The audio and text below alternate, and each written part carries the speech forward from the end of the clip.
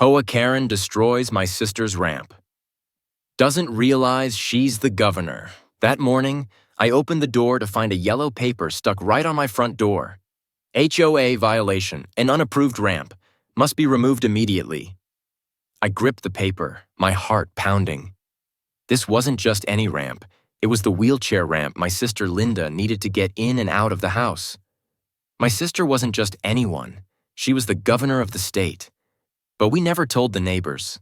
After her accident 8 months ago, Linda just wanted to live quietly, focus on her recovery, and continue working remotely.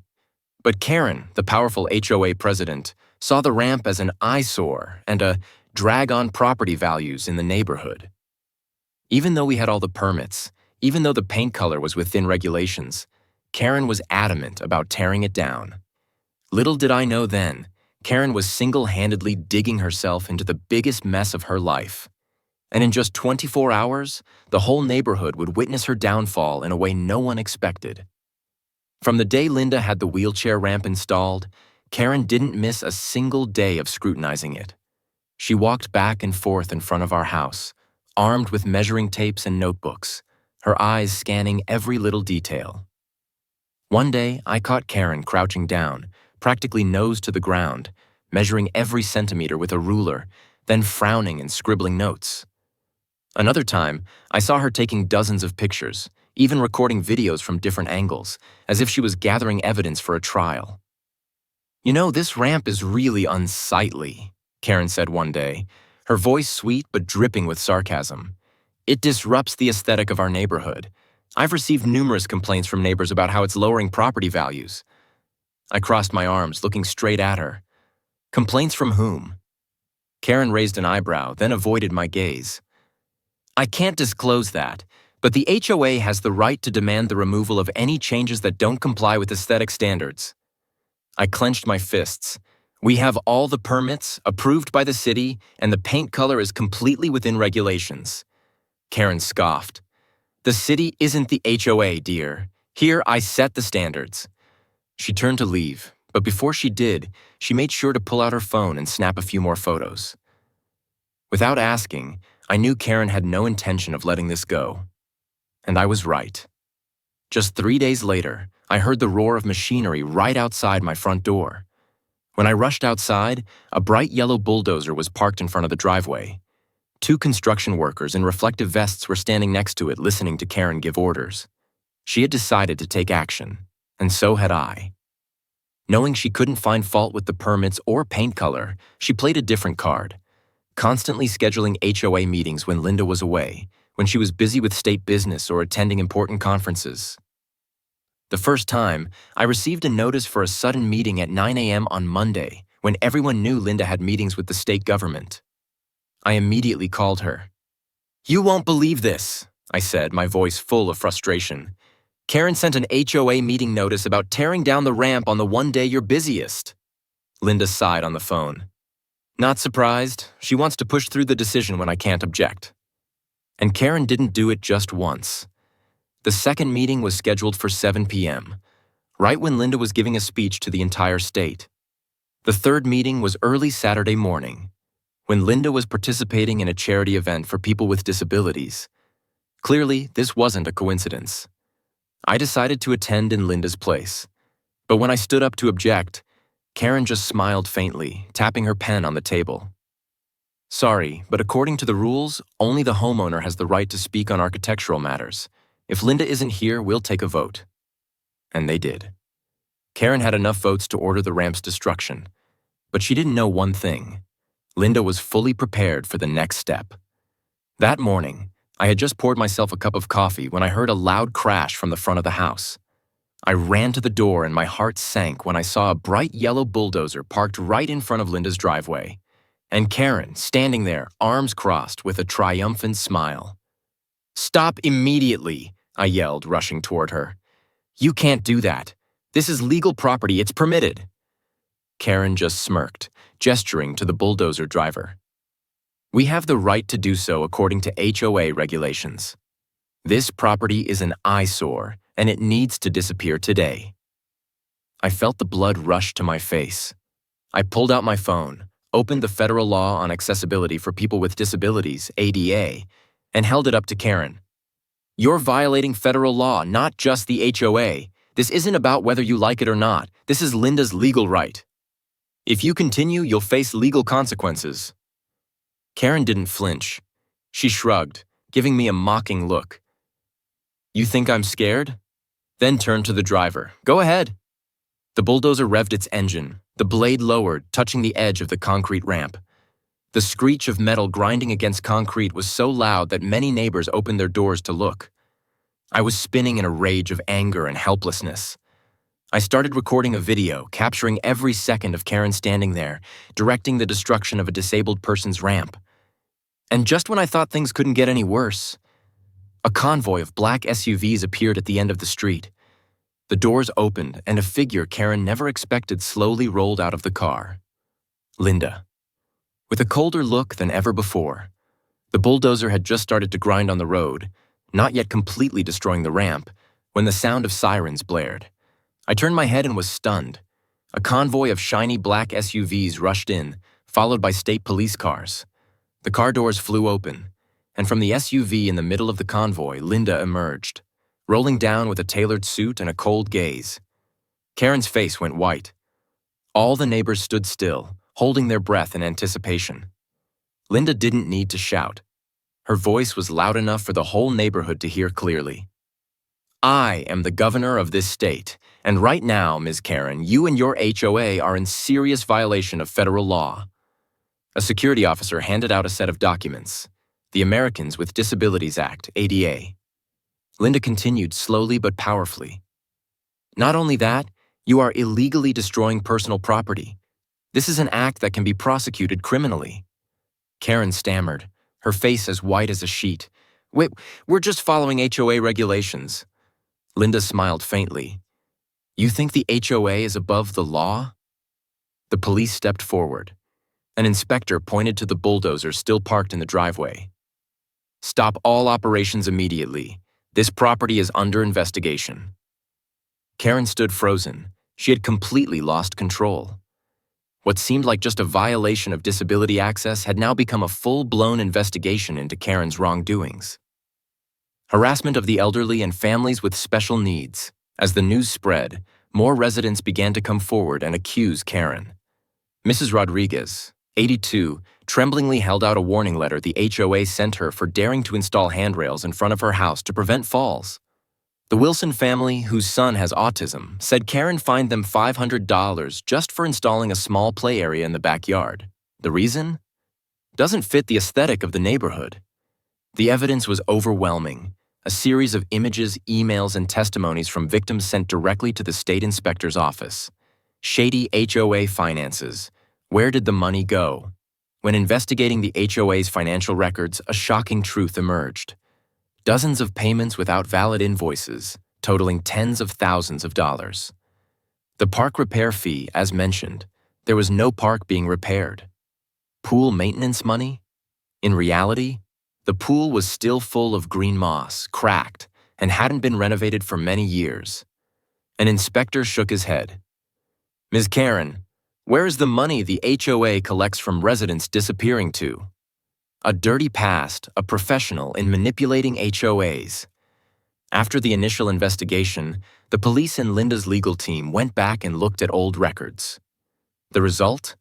Karen had previously held the position of HOA president in 3 other residential areas. All 3 of these areas had a series of complaints about her abuse of power, unwarranted fee increases, and harassment of residents. The common thread? When sued, Karen always settled the matter, secretly sold the house and moved elsewhere before being brought to court. But this time, she didn't have a chance to run. The police issued a cold statement. "We will expand the investigation into Ms. Karen's abuse of power and misappropriation of property. We will also contact the old residential areas to gather more evidence." Karen's face turned green, clutching her purse tightly. Clearly, she had underestimated her opponent this time. Linda and the whole neighborhood wouldn't let it go. The HOA nightmare was coming to an end. No longer afraid, residents in the area began to speak out, exposing every act of Karen's abuse of power. Mr. Alvarado, a former engineer, carefully spread out a complete set of documents proving he was fined by Karen for installing a lift for his father, a veteran who served in the war. Karen's reason? Looks unsightly. Mrs. Nguyen, who is Vietnamese, stood up with a shaky but firm voice. She made me destroy my herbal medicine garden, even though I had all the permits. I used them to treat my joints, but Karen called it a weedy yard that needed cleaning up. The Parker family, whose son with autism was harassed by the HOA, was threatened with hundreds of dollars in fines just for installing a simple swing in the backyard. Karen said it didn't comply with the landscaping rules, but asked who will fine Karen for her irrational actions. Mr. Brown held up his phone, opening a picture of his former home, a small treehouse where his daughter used to play every afternoon. But now, only a cold space. She forced me to take it down, saying it devalued this area. But in reality, what values are really important? Property values or the happiness of children? The room fell silent, a heavy silence of outrage. No one regarded Karen as a keeper of order anymore. She was just an oppressor, specializing in using power to control others. And now, that control was about to end. That afternoon, Linda held a press conference right on the rubble-filled yard where Karen had brazenly destroyed the ramp. The media flocked to the scene. Dozens of microphones were raised, cameras flashed non-stop. Large and small news channels poured in because this story wasn't just an HOA abusing its power. It touched on the basic rights of people with disabilities, of families being treated unfairly in their own homes.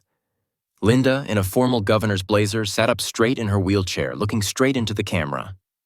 Today, we're not just talking about a destroyed ramp. We're talking about the 17 state regulations this HOA has violated.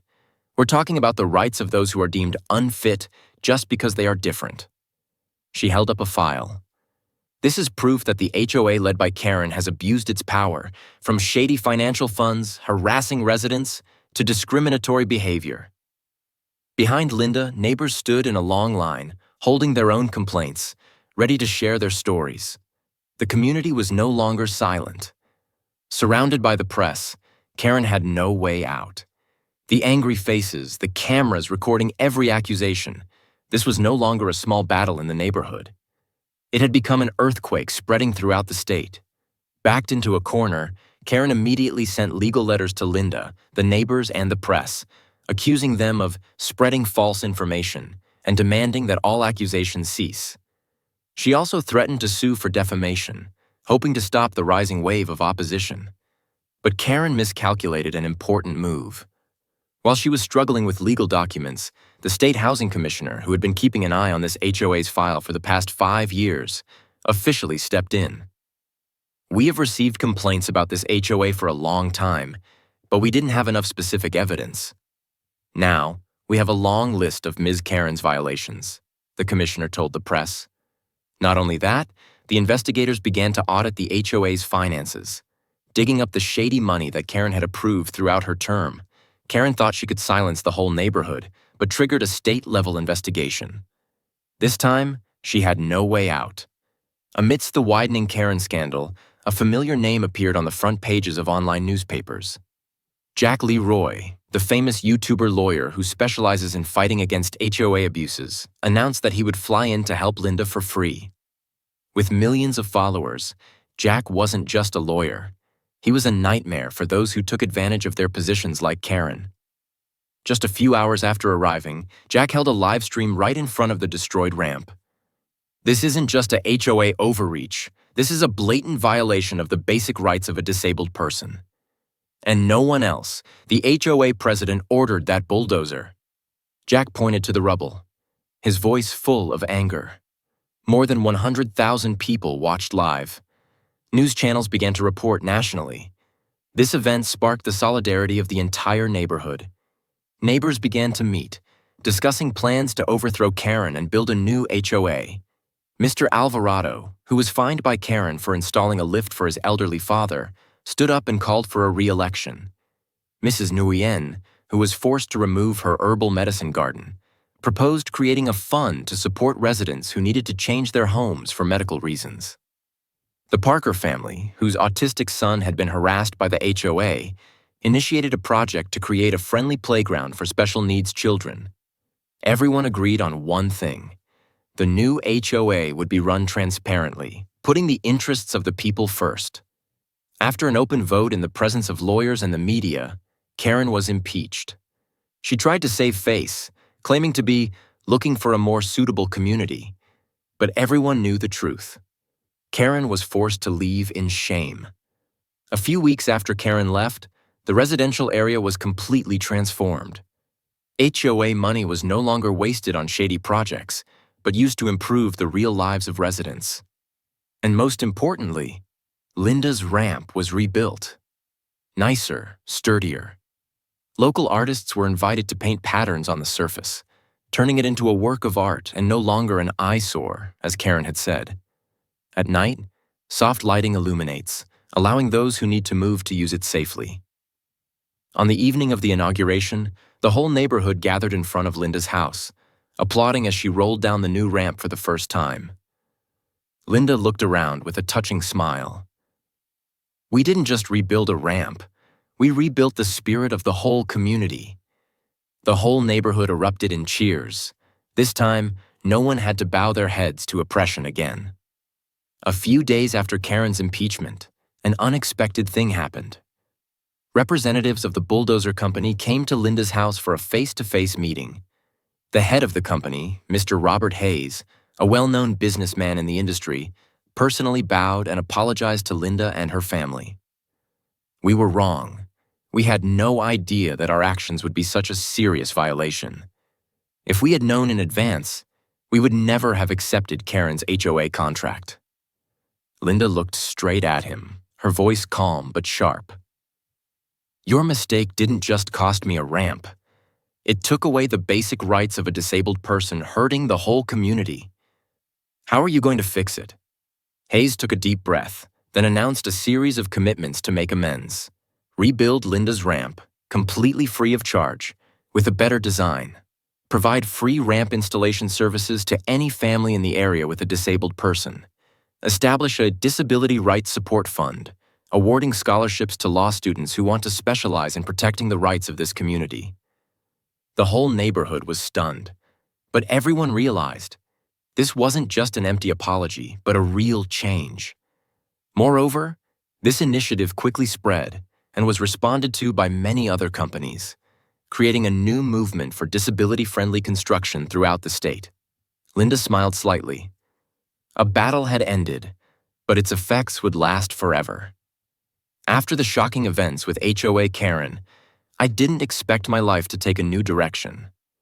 One morning, I received a call from the state housing commissioner. We need someone like you.